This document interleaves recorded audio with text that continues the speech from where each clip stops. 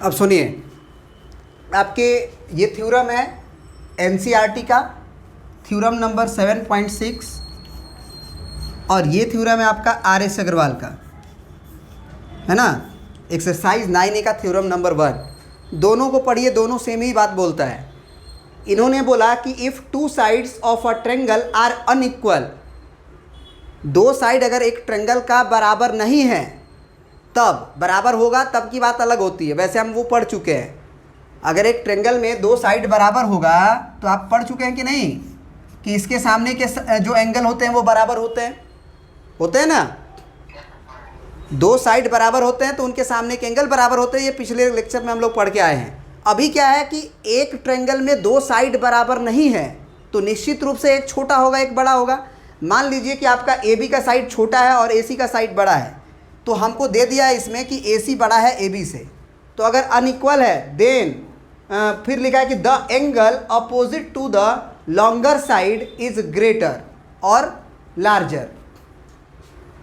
वो एंगल जो किसके अपोजिट हो, लार्जर साइड के अपोजिट हो, वो एंगल बड़ा होगा। किससे? स्मॉलर साइड के सामने वाले एंगल से। मतलब कि AC बड़ा साइड था हमारा, तो AC के सामने वाला एंगल कौन बना, ये एंगल बना। और AB को हम छोटा माने थे तो इसके सामने एंगल कौन बना, ये बना। तो हमको यही प्रूफ करना है कि अगर AC बड़ा है AB से तो निश्चित रूप से AC के सामने वाला जो एंगल है ना ABC एंगल, वो एंगल C से बड़ा होगा। क्या ये बात समझ में आई? बोलिए। तो एक्टिविटी से तो तुम्हें हम पहले भी प्रूफ करके बता चुके हैं कि कैसे अंदर वाली एंगल्स जो है बढ़ती जाती है तो सामने वाला साइड बढ़ते जाता है, मालूम है ना। मैथमेटिकली अब देखते हैं कि होगा क्या। हमारी बात को एकदम ध्यान से समझना, बहुत चीज़ें बहुत आराम से समझ में आ जाएगी। वैसे आप थ्योरम ये भी पढ़ लो, थ्योरम नंबर 1 भी पढ़ लो। ये भी वही लिख रहे हैं कि if two sides of a triangle are unequal proof that the angle opposite to the longer side is greater. बात सेम ही है। आपको प्रूफ करना है कि जो अपोजिट साइड है लॉन्गर साइड का, उसके सामने वाला एंगल क्या होगा, ग्रेटर होगा। ये बात प्रूफ करना है। थोड़ा सा हम इरेज करेंगे, चलेगा ना, कोई दिक्कत तो है नहीं। अब देखिए इसमें हम क्या करेंगे कि ये जो AB की लंबाई है ना वो छोटी है AC की लंबाई से, तो हम AC के ऊपर पॉइंट A से AC के ऊपर AB के लंबाई के बराबर एक पॉइंट कट करेंगे। जैसे ये इसको नाप लेंगे और जितना ये लंबाई है ना उतना ही हम यहाँ पे कट कर देंगे और इसको मान लीजिए हम P बोल देंगे। और इस P पॉइंट को हम क्या कर देंगे, ये लंबाई के बराबर रखेंगे, साथ में P को हम B से ज्वाइन कर देंगे। P पॉइंट को हम B से ज्वाइन कर देंगे। एक बात बताओ, ऐसा करने से क्या होगा? क्या ये वाला एंगल और ये ऊपर वाला एंगल बराबर होगा? क्योंकि दो साइड बराबर हम रखे हैं ना, हमने AB की लंबाई को ही AP के बराबर कट किया है, तो अगर ये लंबाई इसके बराबर है तो एंगल 1 एंगल 2 के बराबर होगा। ये बात हम पढ़ के आ रहे हैं, कोई दिक्कत है? मतलब हम ये कह सकते हैं कि एंगल 1 बराबर एंगल 2 होगा। अब ज़रा प्रूफ शुरू हो चुका है, कंस्ट्रक्शन हम लिख देंगे। प्रूफ शुरू हो चुका है, कंस्ट्रक्शन जो किया हम लिख देंगे। एंगल 1 बराबर है एंगल 2 के। अब आप हमें बताओ, क्या हम एंगल 2 को ग्रेटर लिख सकते हैं एंगल C से? क्या एंगल 2 को हम ग्रेटर लिख सकते हैं एंगल C से? आप कहोगे सर ये कैसे आप लिख दीजिएगा, तो हम कहेंगे कि एक बात बताओ, एंगल 2 में एंगल 2 बराबर हम लिख सकते हैं कि एंगल 2 इज एक्सटीरियर एंगल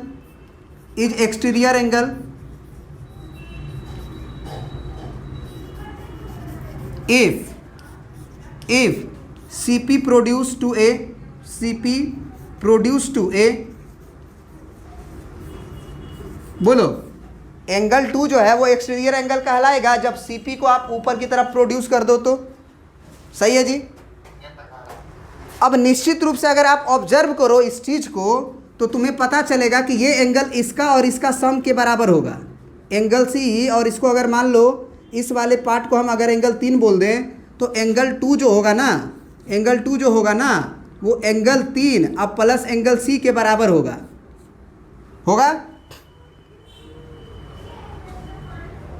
बोलो पक्की बात है ना। तो अगर हम केवल सी से कंपेयर करें, 3 को छोड़ दें, तो निश्चित रूप से एंगल 2 में जब 3 और सी दोनों शामिल है तो अकेला अगर हम सी से पूछे तो वो बड़ा निकलेगा कि नहीं निकलेगा।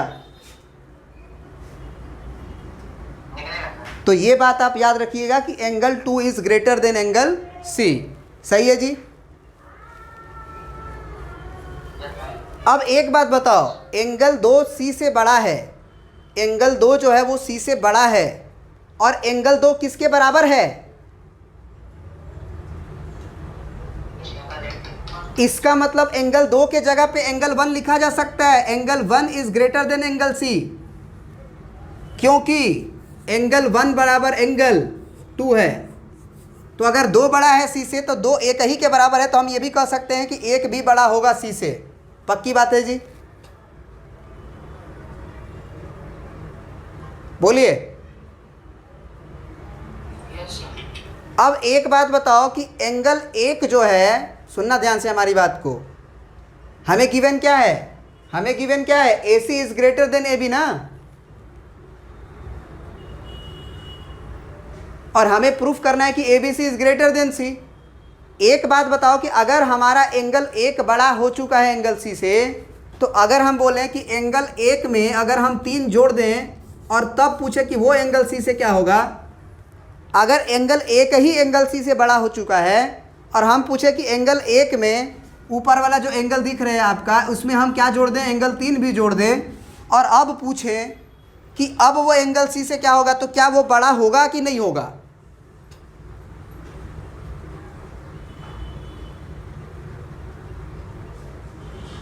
नहीं बड़ा होगा। अगर वो एंगल 1 से ही, माने अगर C एंगल जो था, मतलब एंगल 1 जो था वही C से बड़ा था, सुनना ध्यान से, अगर एंगल 1 ही C से बड़ा था तो 1 में तो हम कुछ और जोड़ ही रहे हैं ना, घटा थोड़ी रहे हैं। तो एंगल 1 में अगर कुछ एंगल जोड़ देंगे तो वो तो पक्का C से बड़ा होगा जी। इसका मतलब एंगल 1 और 3 को अगर हम जोड़ दें तो क्या हमारा पूरा एंगल ABC कंप्लीट नहीं हो जाएगा क्या?